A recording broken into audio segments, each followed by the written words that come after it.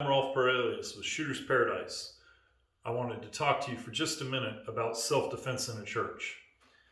You see, I may view a church as a holy place, but a criminal doesn't see it that way. A criminal has no compunctions against coming into a church and committing horrible, evil acts. And we've seen this on the news on a national level. That might spur me to want to make preparations to protect myself and my loved ones and my church family. While that may be the case, there's special things we have to consider about churches that don't apply when I'm at my house in my backyard, or when I'm in an empty parking garage, or I'm on an empty street walking to my car. You see, there's probably 100 people milling around me in a church. Well, they're all seated and I can stand up and shoot over their heads. Well, the first gunshot that happens is going to make all these people panic. They've never been in a gunfight. They have no training, and their subconscious brain takes over and they panic and they jump up and run around like mad. In several of the latest tragedies in churches, the videos that have come out of those situations have shown that while gunfire was happening, church members were jumping up and running around. I have to be exceedingly careful how I handle myself so that I don't hurt the people I love and care about. Obviously, I have to stop someone who's hurting the people I love and care about, but I need to be very, very smart about how I do that.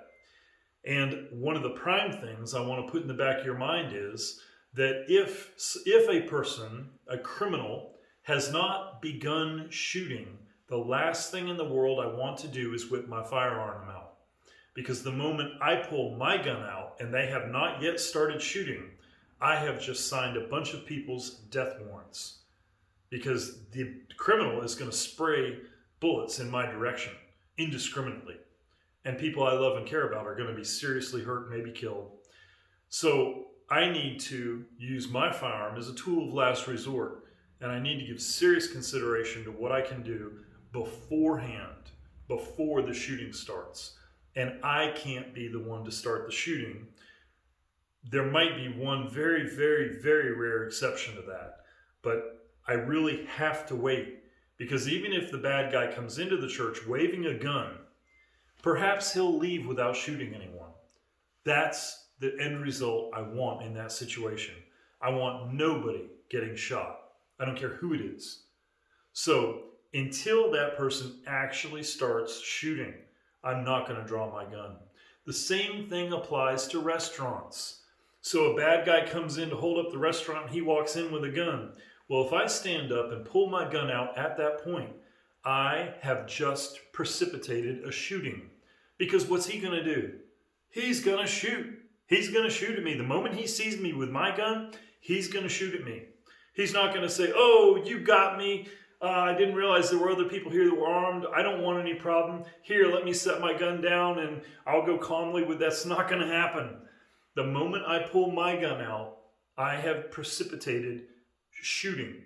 And in a restaurant and in a church, there's people all over, and a lot of people are going to get hurt. So give that some serious thought. We've got a video on Patreon that goes deep into this and has a bunch of elements that we think people should consider who are planning to protect themselves and their family members at church.